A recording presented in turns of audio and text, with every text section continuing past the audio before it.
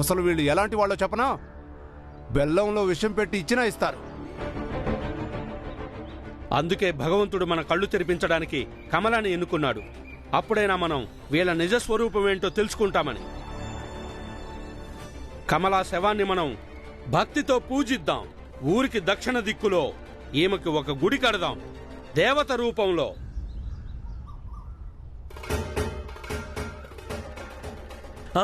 సరిగ్గా చెప్పావు. నా కూతురు దేవతా స్వరూపం, దేవతా రూపం నా కూతురు. నా బిడ్డ తన ప్రాణాన్ని ఆహుతిచ్చి ఈ సమాజాన్ని హెచ్చరించింది. ఏం పిచ్చి మాటలు నాన్న. నా అక్క ఏమీ దేవత రూపం కాదు. ఇంకా అక్క తన ప్రాణాన్ని ఆహుతి ఇవ్వలేదు. తను చచ్చిపోయింది పాము కాటు వల్ల, అంతే. నోర్మోయ్ సుధారాణి, మాధవన్ తీసుకునేళ్ళు. దీనికేం తెలీదు, ముందు దీన్ని నోరు మూయించు. ఇదంతా కేవలం ఆ భగవంతుడు లీల. అది పాము కాదు, అది దేవత. దేవత అంతే. ఆ దేవుడే ఈ మృత్యువును నా బిడ్డకు ప్రసాదించాడు. ఎందుకంటే మనం అందరం కూడా కళ్ళు తెరవాలని. నువ్వు లెగు, ముందు దీన్ని ఇక్కడి నుంచి తీసుకుపో. తీసుకెళ్ళు, దీన్ని తొందరగా తీసుకెళ్ళు. నన్ను వదిలిపెట్టు, నన్ను వదిలు అమ్మా. నేను అక్క దగ్గరే ఉండాలి. మా అక్క దేవత కాదు. ఈమెను పాము కరిచింది కాబట్టి శ్మశానానికి తీసుకెళ్లి దహనం చేయకూడదు. అందుకని ఈమెను సుమంగలిగా ముస్తాబు చేసి పట్టుచీర కట్టి ఇక్కడి నుంచి తీసుకెళ్లి ఈమెను అరటి ఆకుల మీద పడుకోబెట్టి నీళ్లలో వదిలేద్దాం. ఇక ఈమెకు చీరని పూజాస్థలంలో కడదాము, ఈమె స్మారక చిహ్నంగా.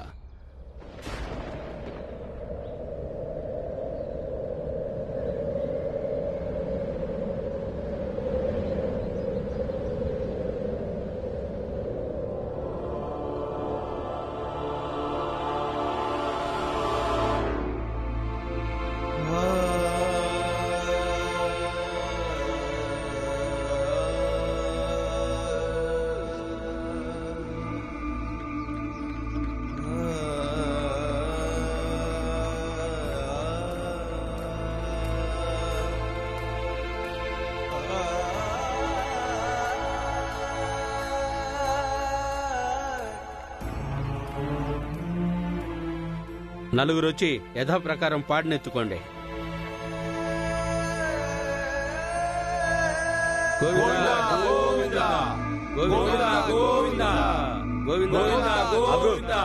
ఎక్కడికి వస్తున్నావు నువ్వు? నీ కారణంగానే చనిపోయింది నా కూతురు. ఇంకేం కావాలి నీకు? తన ఆత్మ స్వర్గానికి కాకుండా నరకానికి వెళ్ళాలనా? పోతలకి. మా అక్కని మీరు ఎక్కడికి తీసుకెళ్తున్నారు? నేను కూడా వెంట వస్తాను. ఏం అవసరం లేదు. ఇప్పుడు మీలాంటి వాళ్ళు నేడని నేను నా కూతురు పవిత్రమైన శవం మీద కూడా పడినివ్వను. వెళ్ళిపో ఇక్కడి నుంచి. భీంబాబు వెళ్ళొద్దు.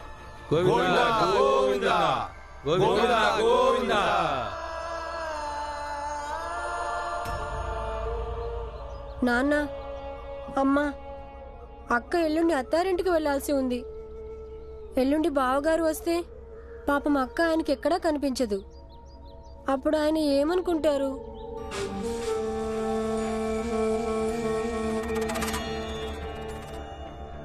భీంబాబు ఇంటికి వెళ్దాం. పదబాబు. పదబాబు.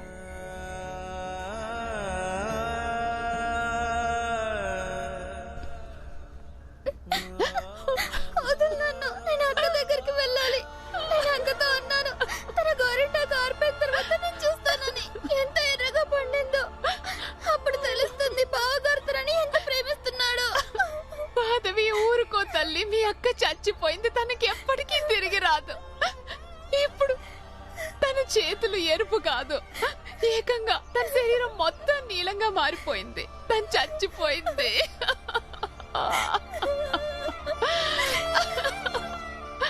అంబేద్కర్ గురువు గారు చెప్పారు, మా అక్కలిద్దరూ నన్ను స్కూల్లో చేర్పించడానికి డబ్బులు తీసుకుని వచ్చారంట. ఇప్పుడు ఈ సమాజం మొత్తం నన్ను చదువుకోకుండా ఆపుతున్నప్పుడు ఆ అక్కలిద్దరూ నేను బాగా చదువుకోవాలని కోరుకున్నారు.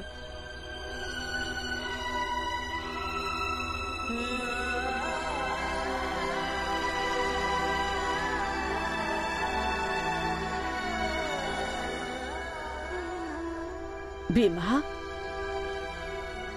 నా భీమా, చూడు ఏదైతే జరిగిందో దాన్ని నువ్వు మార్చలేవు బాబు.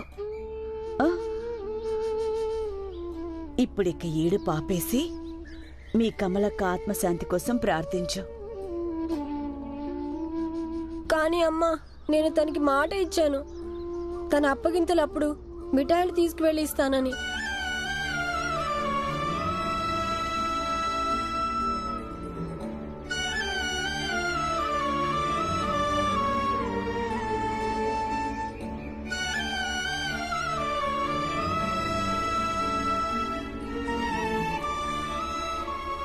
అక్కడి నుంచి తిరిగొచ్చిన దగ్గర నుంచి విచిత్రంగా మాట్లాడుతున్నాడు వీడు.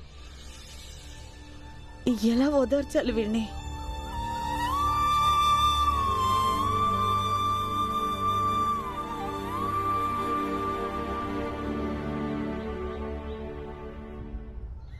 వాణ్ణి ఒంటరిగా వదిలేద్దాం భీమాబాయ్. కొన్నిసార్లు మనిషికి అర్థం అవుతాం. ఇలాంటి పరిస్థితుల్లో ఎలా ప్రతిస్పందించాలో అలాంటి పరిస్థితే ఇప్పుడు భీమ్కి వచ్చింది.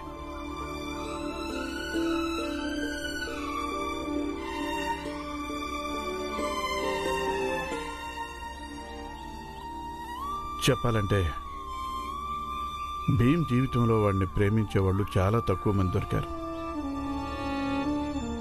ఇక ఆ కొద్ది మందిలో నుంచి ఇంకా తక్కువైపోతే అప్పుడు బాధ కలుగుతుందిగా భీమాబాయ్.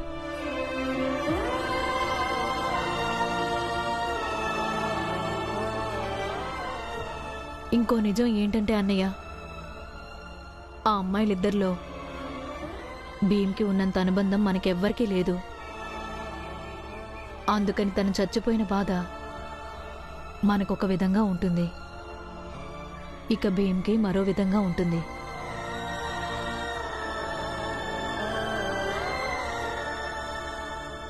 అందుకే భీమ్ దుఃఖంలోని లోతుని మనం అర్థం చేసుకోలేకపోతున్నాం.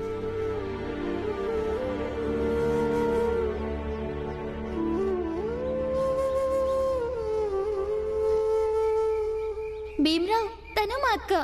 కొన్ని రోజుల్లో అత్తారింటికి వెళ్ళిపోతుంది. తను నిన్ను కలవాలనుకుంది, అందుకే నేను తీసుకొచ్చాను. భీమ్, మాధవి చెప్పింది నీకు లడ్డూలంటే చాలా ఇష్టం అంటగా. నేను నీకోసం తీసుకొచ్చాను. అక్క, నువ్వు కూడా కట్టు. ఇద్దరిద్దరు అక్కల ఆశీస్సులుంటే నేను ఇంకా దృఢంగా ఉంటాను. భీమ్రావ్, నేను నిన్ను ఆశీర్వదిస్తున్నాను. నువ్వు నీ పోరాటంలో విజయం సాధించాలని. ఇదిగో తిను, అక్క నీకోసం ప్రేమతో చేసింది. ఇది కూడా తిను. అబ్బా కమలా అక్క, నేను 2 లడ్డూలు ఒకేసారి ఎలా తినాలి? లేదు, తినాల్సిందే. అక్క తమ్ముళ్ళ బంధం చచ్చిపోయినా కూడా తెగిపోదు.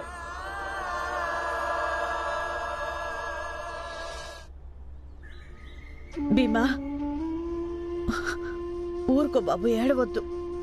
ఇంకో అమ్మా, నాతోటి ఎవరు బంధం కలుపుకున్నా వాళ్ళందరికీ ఎందుకు చెడు జరుగుతుంది? వాళ్ళు ఎందుకు అంటున్నారు నేను అందరికీ కష్టాలు తెచ్చి పెడతానని? నేను అపశకునాన్ని. లేదు, కాదు, నువ్వు అపశకునం కాదు. నువ్వు అపశకునం కాదు. ఎవరన్నారు అలా నిన్ను? ఎవరైనా అలా అంటే అది అసలు నువ్వు నమ్మకు. భీమా, నువ్వు అపశకునం కానే కాదు, అలాంటిదేం లేదు. లేదమ్మా, వాళ్ళందరూ అన్నది నిజమే. నేను ఎవరితో స్నేహం చేసినా వాళ్ళందరినీ సమస్యలు ఎప్పుడు చుట్టుముడతాయి.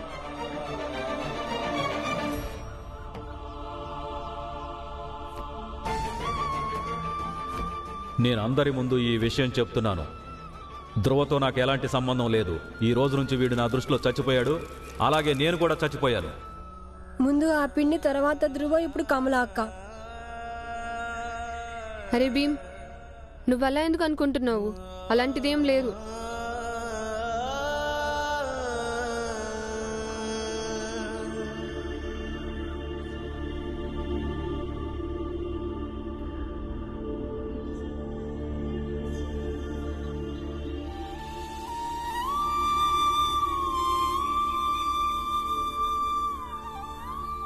భీంబాబు, ముగ్గురు విషయంలో ఏమైతే జరిగాయో అవి వేరు. ఒకరిని నీచంగా చూపించడానికి ఈ సమాజానికి అన్నిటికంటే పదునైన ఆయుధం ఇది. దీని నుంచి ఎంత తప్పించుకోవాలనుకున్నా అది ఎదుటివారిని గాయపరిచి తీరుతుంది. అలాగే వాళ్ళు నిన్ను గాయపరచాలనుకుంటున్నారు. కానీ నువ్వు ఇలాంటి పరిస్థితులకు అనుగుణంగా నిన్ను నువ్వు మార్చుకోవాలి, దృఢంగా ఉండాలి. నలుగురు వ్యక్తులన్న 4 మాటలు, వాళ్ళు ఊహించుకొని చెప్పినటువంటి 4 ఉదాహరణలతో ఎవరు అపశకునం కారు. అందుకని మనసులో ఇలాంటి భావం రాకుండా నిన్ను నువ్వు కాపాడుకోవాలి.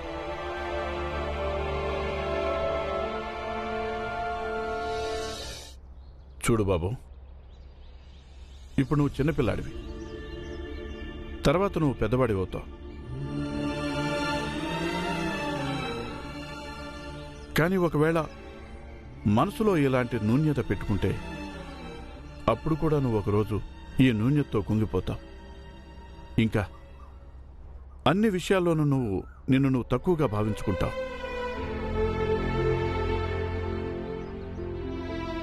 అప్పుడు నువ్వు ఒప్పేసుకుంటావు, పెద్ద జాతి వాళ్ల ముందు నువ్వు హీనమని, అపశకునమని, దురదృష్టమని. ఇలాగే వాళ్ళు ఇప్పటిదాకా మన జాతి వాళ్ల మనసుల్లో నాటేశారు. అందుకని ఇప్పుడు నీకు ఏడవాలని అనిపిస్తే ఏడు, నవ్వాలని అనిపిస్తే నవ్వు,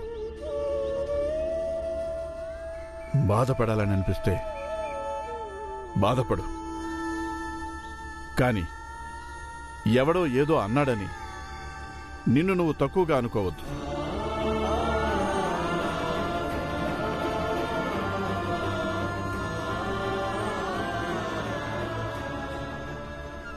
అర్థమైందా?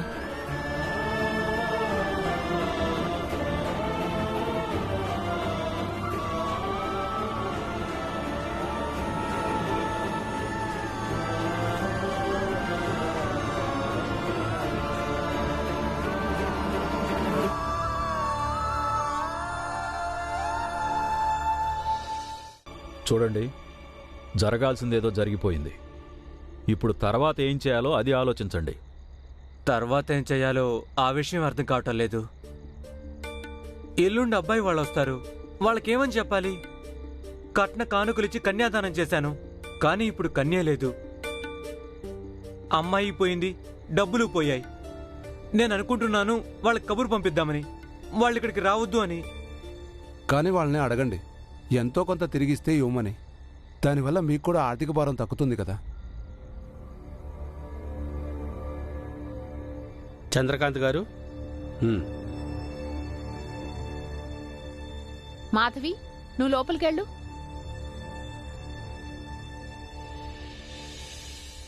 నా మాట విని అబ్బాయి వాళ్ళని రానివ్వండి.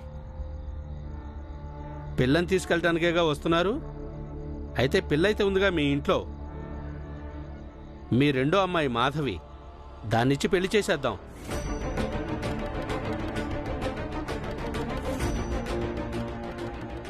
దాంతో మీకు పెళ్లి ఖర్చు మిగులుతుంది, ఇంకా మీ గుండెల మీద ఉన్న ఆడపిల్ల భారం అది కూడా దిగిపోతుంది.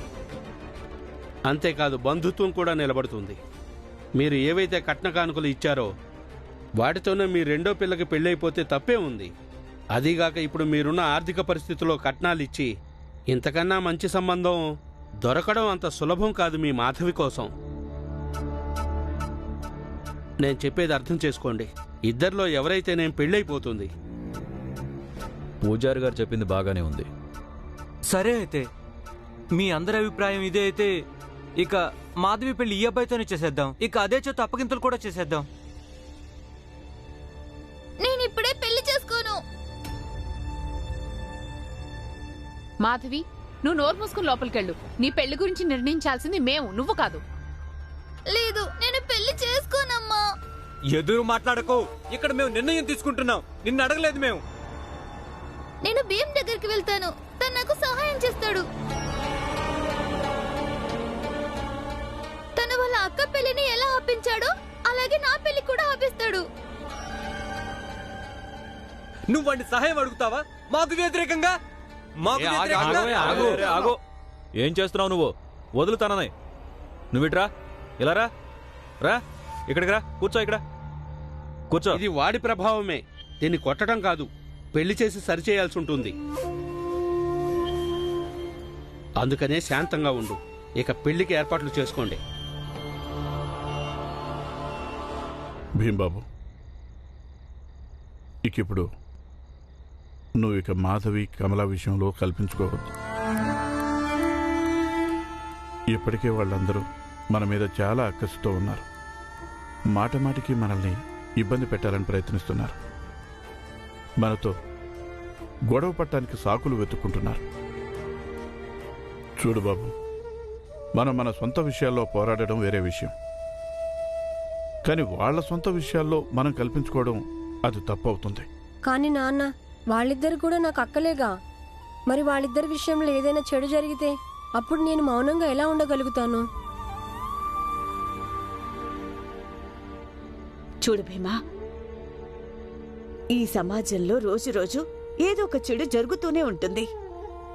మరి నువ్విలా చదువు, ఇంట్లో వాళ్ళని అన్ని వదిలేసి పోరాడుతూనే ఉంటావా?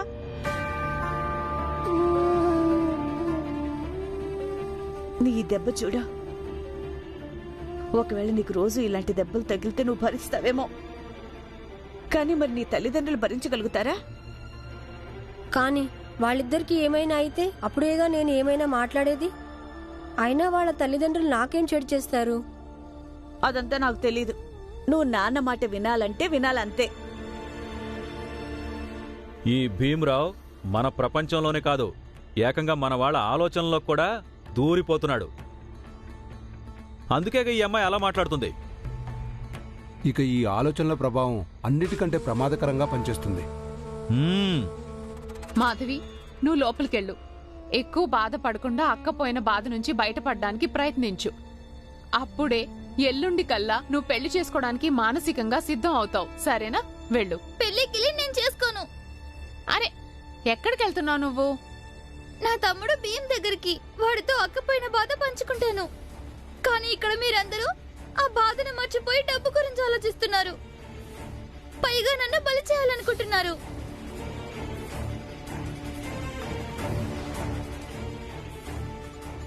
ఆగాగు.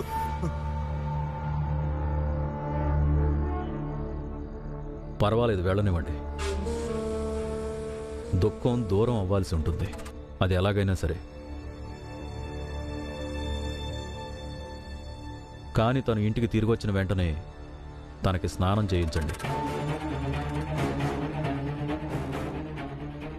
చిన్న జాతి వాళ్ళని స్పర్శించి ఇంటి లోపలికి రావడం మంచిది కాదు. ఇక ఇదే అవకాశం. భీమ్రావ్ ఏం చేస్తాడో చెయ్యనివ్వండి వాణ్ణి. కానీ మీరు ఖచ్చితంగా నిర్ణయించుకోండి. ఇప్పుడు ఏది ఏమైనా సరే మీరు మీ అమ్మాయికి పెళ్లి చేసి తీరాలి. వాడు తన పోరాటంలో గెలుస్తున్న కొద్దీ అంత బలవంతుడు అవుతూ ఉంటాడు. కానీ ఈ ఓటమి వాడి బలాన్ని మరియు ఆత్మవిశ్వాసాన్ని రెండింటినీ తగ్గించేస్తుంది. సేటు గారు చెప్పింది అక్షరాల నిజం. ఏమంటారు? చెప్పింది నిజమే. సరే అయితే నేను పెళ్లి ఏర్పాటు చేస్తాను. మీరిక పెళ్లి ఏర్పాట్లు చేసుకోండి, మేము వెళ్ళొస్తాం.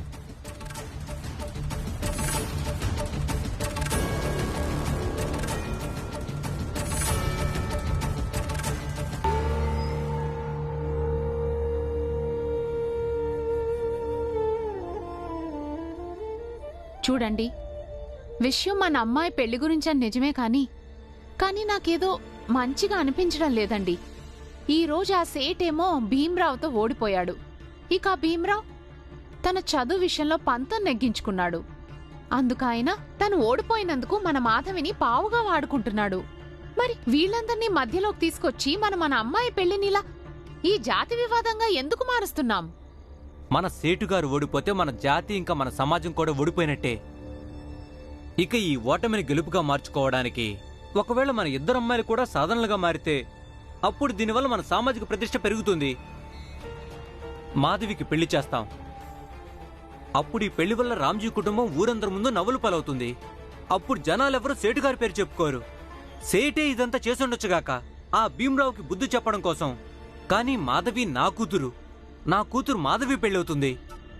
గ్రామస్తుల దృష్టిలో నా గౌరవ మర్యాదలు పెరుగుతాయి. మనకి మంచి రోజులు రాబోతున్నాయి. పిచ్చి మొహమా, అర్థం చేసుకో. నువ్వు ఏమీ ఆలోచించొద్దు, సంతోషంగా ఉండు.